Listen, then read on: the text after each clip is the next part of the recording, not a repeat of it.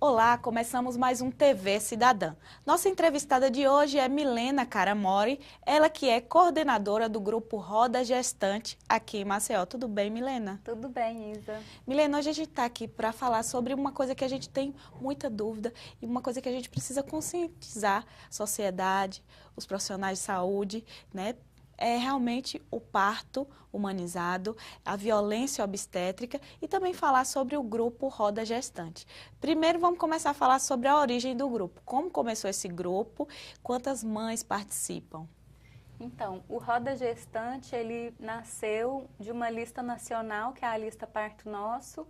Então, através da lista Parto Nosso, a gente se encontrou, foi eu, Andresa Souto, Anny Nogueira e Fernanda Café. Então, a gente se reuniu e planejamos, já começamos as nossas reuniões. Inicialmente, a gente tinha uma gestante, duas. Era uma reunião prazerosa, onde a gente falava sobre os nossos partos, né, que não haviam sido humanizados na época. Eu tinha tido um, mas as meninas não. E aí a gente falava sobre isso. Aí, com o tempo, o grupo foi crescendo, a gente abriu o Facebook. Até no ano passado, início do ano passado, eu dei entrevista aqui para o Valdemir, a gente tinha 800 pessoas no grupo. E do meio do ano para frente, a gente estava com 3.000. Então, aumentou, assim, exponencialmente, né? É o boca a boca, né? A mulher tem uma boa experiência, ela conta para a amiga, que conta para mais duas. E assim o grupo foi crescendo. E aí eu queria que você nos explicasse o que é o parto humanizado. Quando a gente fala em parto humanizado, as pessoas logo pensam parto em casa, mas a gente sabe que não é assim. Diz pra gente essa diferença aí do parto que a gente tem no hospital, parto residencial e domiciliar, né? E o que é o parto humanizado em si. Então, as pessoas sempre confundem mesmo. O parto natural é aquele parto que a mulher tem o seu filho sem nenhuma intervenção. E esse parto pode acontecer, por exemplo, no corredor do hospital, na rua, né, sem nenhuma assistência adequada. Mas ele também pode ser humanizado, né? Quando ele é humanizado, significa o quê? Que a mulher foi protagonista do parto dela, foi respeitada nas suas decisões e ela pode ter, por exemplo, uma doula, né, dando um apoio emocional e fazendo massagem, dando um apoio físico. Ela pode ser oferecido para ela métodos de alívio da dor. E o médico, a enfermeira obstetra, a parteira, ela vai explicando para ela quais são os procedimentos que vão ser feitos com ela. E a mulher é quem decide, né? Ela precisa ser informada sobre os riscos e é ela quem decide o que vai acontecer, o que ela aceita ou não aceita. E o parto domiciliar, que é um tipo de parto, né, que vem aumentando cada vez mais aqui no Brasil. Inclusive eu tive, né, um parto domiciliar recentemente. Então, o parto domiciliar, normalmente, ele é humanizado, né? Ele é atendido por uma enfermeira obstetra, que deve ser capacitada para isso, e a enfermeira respeita a mulher, né? Ela está em casa, então o parto costuma desenvolver melhor, né? Não tem aquele estresse do hospital que inibe a ocitocina, né? Que é o hormônio do parto, que provoca o aumento de produção de adrenalina, né? Que a adrenalina inibe a ocitocina e aí o parto demora mais para desenrolar. Então, no parto humanizado, esse parto se desenrola melhor. Ele é menos doloroso, porque a mulher tem todo aquele apoio, né? E essa é a diferença básica do parto humanizado do parto natural ou do parto violento. No parto violento, a mulher que a gente chama que a mulher sofreu uma violência obstétrica, a gente vê vários tipos de violência. E a maior parte das violências sofridas pela mulher, a mulher imagina, ela pensa que faz parte dos procedimentos médicos, né? Que são exatamente esses procedimentos de rotina que acontecem na maioria dos hospitais, né? Que são o quê? Ruptura artificial da bolsa, limitação para alimentação, para beber água, obrigar a mulher a ficar deitada, colocar o sorinho com ocitocina na veia, fazer o Christeler, que é aquele procedimento que empurra a barriga, e a episiotomia, que é o corte no períneo. Então, é bom a gente se familiarizar com esses termos e procurar saber o que é cada um deles e saber que eles acrescentam risco ao parto. Né? O Christeler, por exemplo, que é esse procedimento que o médico empurra a barriga da mulher, dizendo que está dando uma ajuda para a saída do bebê.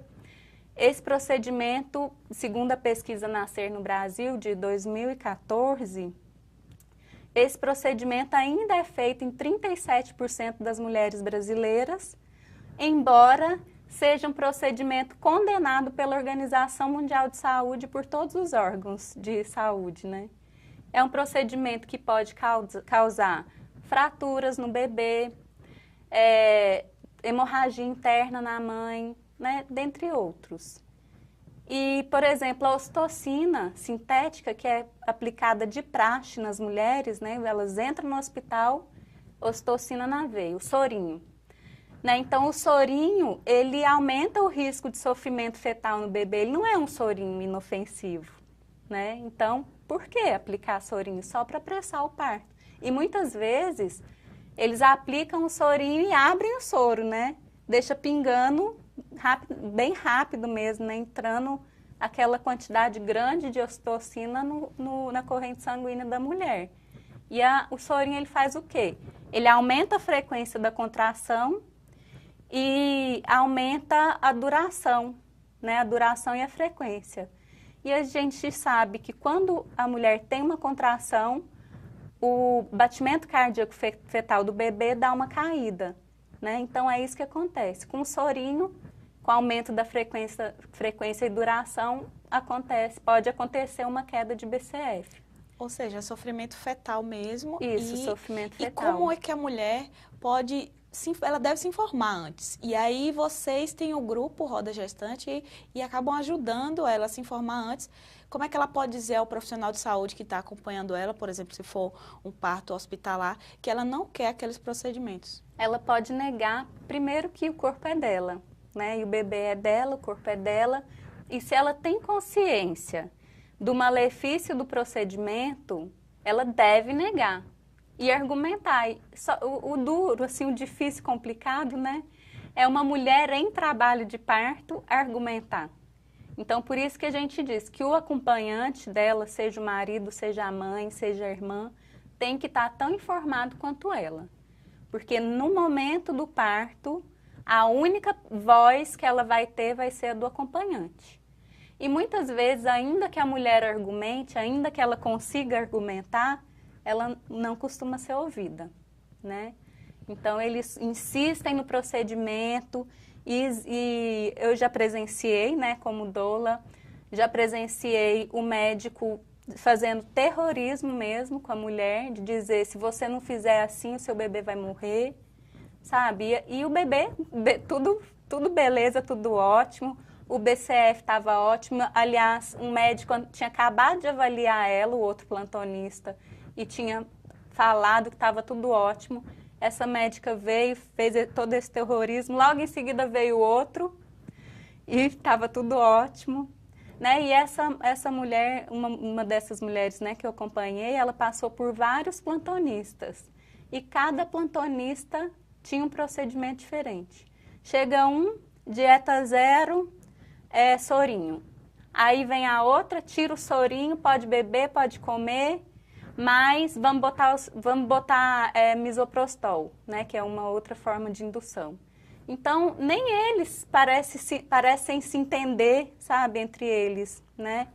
Então, a mulher precisa, sim, estar empoderada até para ela entender essa confusão entre os plantonistas, né?